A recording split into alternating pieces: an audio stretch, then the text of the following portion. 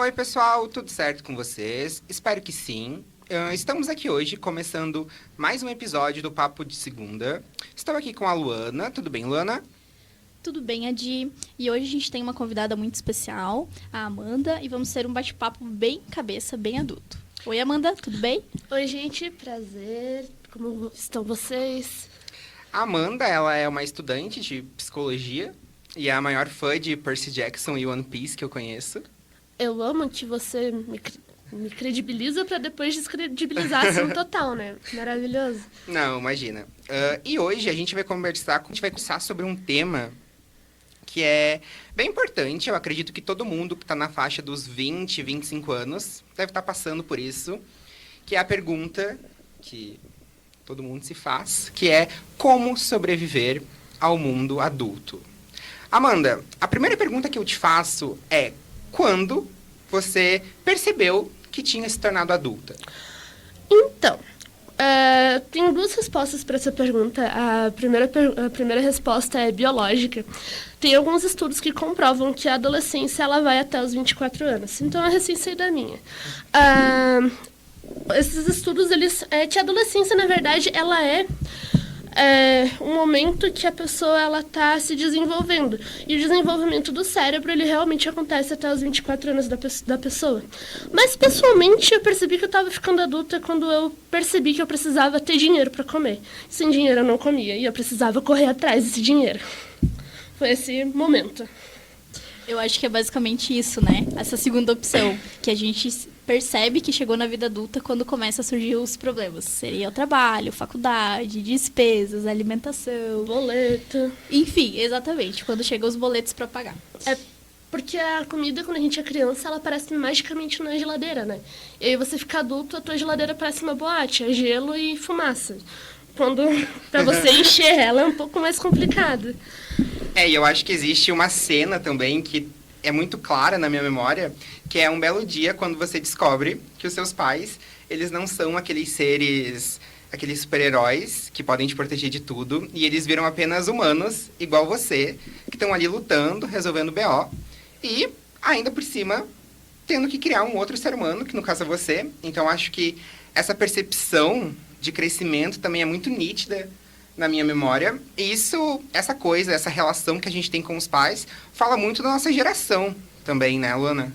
Isso, na verdade, a dúvida é como conciliar tudo isso sem surtar, sem desenvolver algum quadro, sem sentir tanta pressão, que é essa pressão geracional que a gente tem, que é aquela famosa crise dos 20 anos, que eu tenho que me formar, eu tenho que ter uma carreira, enfim, que eu tenho que ser tudo aquilo que a gente não pode controlar. Como controlar isso? Indo pra terapia. Eu vou deixar meu número aqui com vocês, brincadeira. Então, esse realmente é um tema muito abordado, principalmente nas redes sociais hoje em dia, que as gerações, elas estão tendo um baque muito forte, né? Porque, por exemplo, da geração dos nossos pais para os nossos avós, não foi assim tão brusco o baque. Da nossa geração para dos nossos pais, com a acessibilidade da internet, o consumo de informações, ele mudou muito, vocês podem falar disso melhor do que eu. E a gente tem informação o tempo todo de uma maneira muito rápida. Isso mudou completamente o ritmo que a gente vive, né? Então a gente quer tudo muito rápido. Tipo, conversando com o meu avô, ele tem uma calma, uma tranquilidade, assim, pra falar, pra viver a vida. O tédio pra ele é uma coisa maravilhosa. E eu vejo que tem muita gente da minha idade que com tédio surta. E isso faz muito mal e, tipo... Enfim, eu acho que pra lidar com isso é só com muita terapia mesmo. Porque esse consumo desenfreado de informação que a gente tem na nossa geração, com a geração que tá vindo, vai ser cada vez pior, vai ser, tipo, o surgimento de síndromes e doenças como TDAH, enfim, vai ser sempre mais desenfreado. Amanda, eu achei muito interessante isso que tu comentou. Eu tenho duas perguntas para ti. A primeira é, você citou essa relação que a gente tem, esse conflito geracional entre nós e os nossos pais. Uhum. E agora eu tô sentindo particularmente um baque muito grande também entre a gente e essa nova geração que está surgindo. Então é como se para a geração dos nossos pais até a nossa existisse uma diferença, mas é uma diferença um pouco mais sutil. E da nossa geração para essa nova geração existe um baque muito grande. É meio que a gente está num limbo geracional, assim. Então, eu sou de 98, nasci em 98, então a minha geração seria mais ou menos ali de 95 até 2010. E eu vejo que eu tô muito nesse limbo, como tu falou mesmo, porque eu sei usar um computador, vocês também. E eu vi um post no Twitter que a galera que tá entrando agora no mercado de trabalho não sabe usar o computador, porque faz tudo no celular, consegue fazer tudo no celular. Porém, muitas empresas pedem o básico, que é o Excel, o Word, enfim. E esse pessoal novo, que é agora, o pessoal que está entrando no mercado de trabalho agora, nasceu em 2008, tá com 16, 17. Então, assim, de 98 para 2008 é 10 anos, não era para ter esse problema. E tá tendo. Então, eu não sei o que está acontecendo, mas é bem interessante esse fenômeno. É real, né? Existem muitos fatos que comprovam isso, assim. E a segunda pergunta que eu tinha para te fazer é que tu citou muitos transtornos e muitos problemas que estão acontecendo com essa nova geração, que muitas pessoas estão se autodiagnosticando com o acesso à internet. Isso virou um grande problema, assim, mas está surgindo também muitas... as pessoas estão sendo diagnosticadas de uma maneira muito mais fácil e em massa. Assim, talvez não fácil, mas em massa. Queria que tu comentasse um pouco pra gente sobre isso, sobre esses números que vem crescendo cada vez mais de TDAH e outras doenças... outros transtornos relacionados, assim. Esse, na verdade, chega até a ser um mistério para psicologia, para psiquiatria, enfim. Muita gente diz que é porque agora que as pessoas estão indo atrás. Porque quando tinha uma criança que ela era muito agitada, que ela não conseguia ler, ali nos anos 90, todo mundo dizia, é preguiçosa, não quer ler porque não quer, entende? E agora não. Os pais, a escola mesmo vai atrás para ver, para estudar o que é, o que pode ser esse transtorno, se a criança tem realmente alguma dificuldade, enfim. E também tem os casos de que as pessoas, elas são demasiado imediatistas. Então, tem muitos casos que pode ser tratado com terapia, porém isso vai levar anos. Então, preferem ir no psiquiatra, tomar algum tipo de ansiolítico e colocar um band-aid nesse problema. Então, tem sim um grande boom de casos de transtornos psiquiátricos. Eu também não vou saber te dizer o certo, mas as possibilidades são essas, né? Os estudos Sim, indicam claro. isso. Enfim. E também tem o caso da ansiedade, né, Amanda? Então, como tu falou, deu o exemplo ali do TDAH, que antigamente uma pessoa, ou porque ela não queria fazer tal atividade, era considerada preguiçosa. E uma pessoa ansiosa, há alguns anos atrás, era uma pessoa considerada nervosa. Tinha problemas de nervos, enfim. E hoje a gente já sabe que a ansiedade é bem mais complexa, pode acabar desenvolvendo outras crises e tudo mais. Então, é um problema bem emergente justamente por isso que tu falou. As pessoas são extremamente imediatistas, né? Extremamente imediatistas. E assim, de todos os fatores que a gente comentou aqui, vida acadêmica, vida amorosa, vida familiar, uma das relações que eu acho que está tendo maior conflito, como tu já citou também, é a vida profissional. Como a gente está se relacionando com o nosso trabalho. E isso entra também a questão dos estudos, a nossa escolha acadêmica, assim, que nessa fase a gente é obrigado a fazer essa escolha e a gente nem sempre está pronto para ela. Eu queria que tu contasse pra gente como foi esse teu processo de escolher a psicologia e um pouco da tua história no geral dentro da academia. Então, a minha história, ela é bem longa. Eu sabia que eu queria alguma coisa na área da saúde. Então, eu cursei por um tempo, foi 2 anos, eu cursei medicina. Porém, veio a pandemia e tranquei o curso, enfim.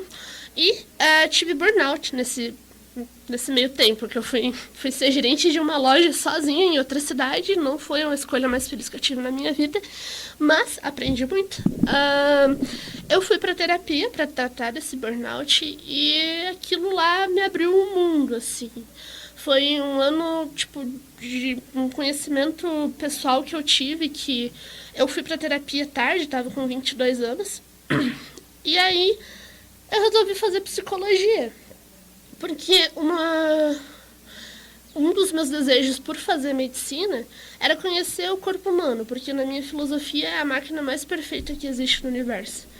E então eu fui para psicologia para poder entender um pouco mais do que faz o corpo humano funcionar, que é o cérebro. Entender as cognições, pensamentos, sentimentos, como que a pessoa funciona. Então foi mais uma paixão minha mesmo, não nada muito técnico. E relacionado a isso, o que tu acha que a Amanda do passado, eu não diria nem da Amanda da infância, mas a Amanda do ensino médio, ela teria satisfeita com a escolha que a Amanda de agora tem tomado e tomou em relação à profissão e em relação às atitudes de vida que vem tomando?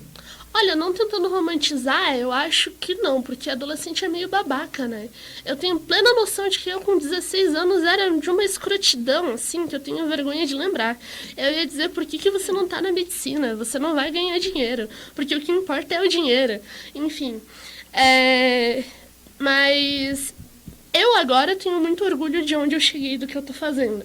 Então, é isso. Perfeito. E você, Lana, tem orgulho de onde você tá agora? Eu tenho, mas antes disso eu tenho mais uma pergunta para Amanda. Agora o Odi fez a pergunta para ti em relação ao passado e em relação ao futuro, referente à tua carreira na psicologia. Tu já tem definidos, quer ficar na área clínica, quais são os seus planos? Então, a área clínica, eu pretendo muito fazer uma pós em psicologia clínica, mas eu quero muito ir para psicologia forense. Quero fazer uma pós em psicologia forense para poder trabalhar com os casos. Que legal. Precisamos de muitos psicólogos. Precisamos. Respondendo a tua pergunta agora, eu tô feliz com o jornalismo. E você? Eu tô bem satisfeito. Acredito que o Adi da adolescência também estaria fazendo alguns julgamentos em relação a esse de agora. A minha personalidade estaria vendo, meu Deus, você é louca. Você não tem tanto dom para comunicação. Por que você tá fazendo isso? Mas a Luana do presente tem alguns conselhos para dar pra Luana do passado. Exatamente. Estou orgulhoso de onde cheguei e do que estou fazendo agora. E... Enfim, Amanda, vamos conversar mais contigo. Ainda temos um tempinho. Eu quero que tu converse mais um pouco sobre a gente, sobre essa questão, de novo, relacionada a essa fase, que eu acho que as pessoas de 20 anos que estão escutando a gente agora, existe muito essa questão de você ter muitos deveres da vida adulta, mas ainda assim você não tem tantos direitos da vida adulta, assim. Você tem muitos deveres, mas as pessoas ainda te tratam, de certa forma, como criança, assim. Como que é essa relação? Tu passou por isso? Tu conhece, conversa com pessoas que passam sobre isso?